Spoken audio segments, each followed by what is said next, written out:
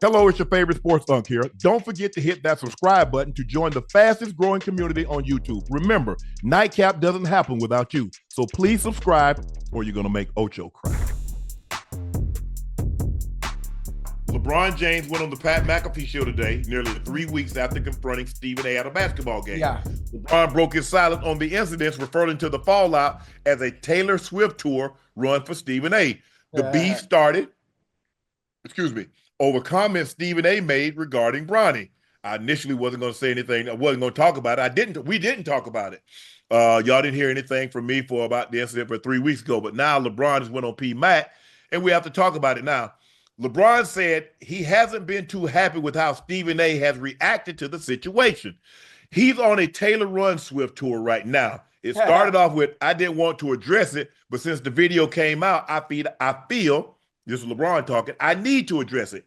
He completely missed the whole point. The whole point, never would I allow people to talk, not allow people to talk about a sport and criticize players about what they do.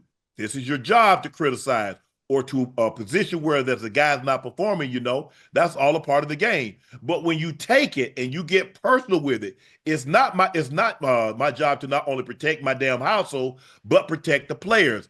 He's going to be smiling ear to ear when this comes out talking about it, because I know he's going to be happy as hell. Hey. Me, I wish Stephen A. would just left it alone. Once he addressed it, once it happened, the first time, address it. This is what happened. He came over to me, said what he said. I want to address it now, and I'm going to be done with it. Right. Because as my grandma used to say, boy, stirring up old ish, it still smells.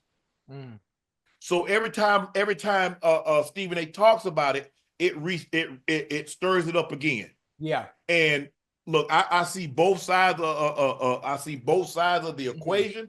Yeah. But Stephen A. just need to let it go. He needs to let it go. And now you're like, well, if he'd hit him, I don't think LeBron was coming to hit you. LeBron was coming to tell you, bro, just stop talking about my son. Right. He said, because you said, as a father, now you're making it personal.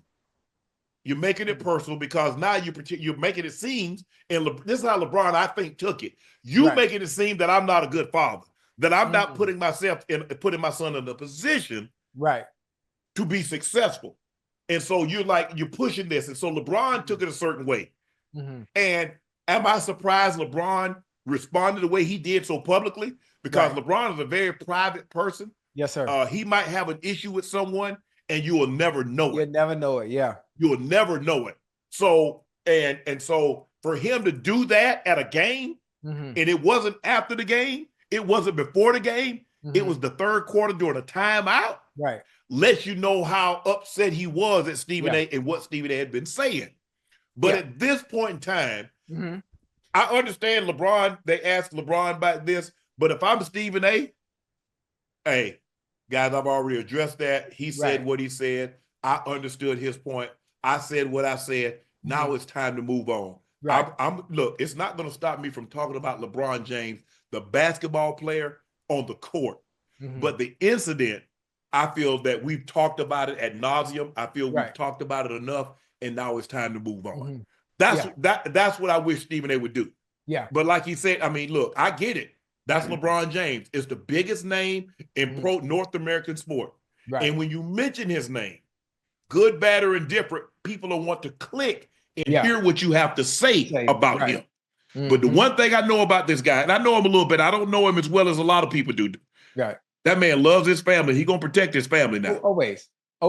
And I think when you think about it, and you go back to the way things happen with LeBron actually addressing Stephen A. courtside, is what Stephen A. said obviously was said publicly on a public forum on TV. So he addressed it the exact same way, publicly, courtside in the middle of a game. Yes. Now, as a father, and like Stephen A. said, he understood where LeBron was coming from. Knowing Stephen A., I think in the individual that he is, LeBron said what he had to say today. I'm sure Stephen A. is going to respond to that, because he did. You think about it, anytime anyone says anything to or about Stephen A., he's going to have an answer to whatever is being said. That's just him, and it's always been him. I know you would like him to leave it alone, but I don't think that's not how this gonna go. The only thing I would have said was Stephen A. Look, I know people are gonna like, man, LeBron should have stole on you. LeBron should have did this. Man, they just talking. Yeah, Stephen A. Man, you the same man. I'm about to be 57. You about to be 58. Bro, that ain't even your MO. Right. You ain't gonna fight nobody. LeBron wasn't gonna swing on you, and you wasn't gonna, LeBron wasn't gonna swing on you, so there would have been no need for you to swing on him. I'm glad you guys stood there and y'all talked. Look, he said what he said. Mm-hmm. You seemed to be receptive at the time of it. You you said you understood because he was speaking to you as a father and not LeBron James, the basketball player. Mm-hmm. And you said you understood that. Let it go now.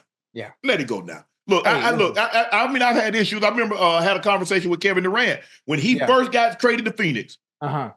And I walked into the hotel. I was like, damn, that's KG. And he said, oh, let me holler at you right quick. I said, what's up? Okay. I'm like, damn, I ain't get no dap, what? He said, let me holler at you right quick. I said, what's up, bro? He said, man, what it is? You got beef? You don't like me or something? I said, no, why you say that? He said, man, the way you talk. I said, KD, bro, I'm passionate. I say any topic that we discuss on that show, I'm very, very passionate. I spend a lot of time researching it, and I'm very, very careful to what I say. Mm-hmm. I said, KD, it ain't about no like or dislike. I say, I don't know you personally. All I talk about is what you do on the court. That's it. Whatever you may or may not do off the court, I don't give a damn. Right. I said, you can ask your mom. I've talked to your mom ad nauseum. She used to come on the show. I've seen that event. I said, KD, it ain't no like or dislike. I said, I'm just passionate about topic, bro.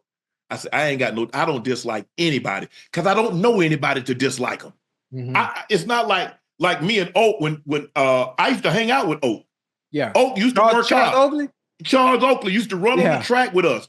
Oak used to come to the gym and work out with me. Oak and I used to go out to Houston's. That was his favorite restaurant. The N-word always got the cheese toast. Me and Oak have a relationship. I picked up the phone and called Oak. I said, I don't know any of these current players like that. Right. I said, but I'm just passionate about topics. I said, bro, I ain't no like or dislike. I said, but if I didn't like you, you know it. Right. He said, all right. He said, man, I just, I said, cool, bro. I said, I ain't got no problem with you. I said, anytime. Hey, say, hey, here, give me your phone. We exchanged numbers, left it at that. He saw I was at the game the other last year, a couple of years ago. I took my daughter to the first. Well, it might have been this. No, it was 2 years ago. But anyway, had to talk to him on the bench, laugh and talk. I ain't got no problem with nobody, Ocho. And I'm not trying to go for bad or nothing like that. But that ain't how I am.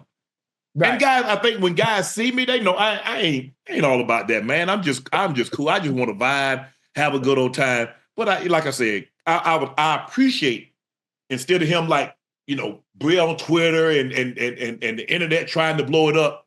Hey, somebody got a problem with me? Just come to me. Right. Just come to me. I ain't got no problem. I talk to anybody, anywhere about anything. Yeah. You got a problem with what I said? Why you said that? Sharp, why you said that? Right. Okay. Hey, this is why I said that. Go ahead. Right. And you know what I do like though? I'm not sure how the people in the chat feel, but I enjoy when you talk about Kevin Durant, players of that magnitude, elite players. I mean, obviously we talk about one of the greatest scorers of all time. I love the way Kevin Durant uses social media.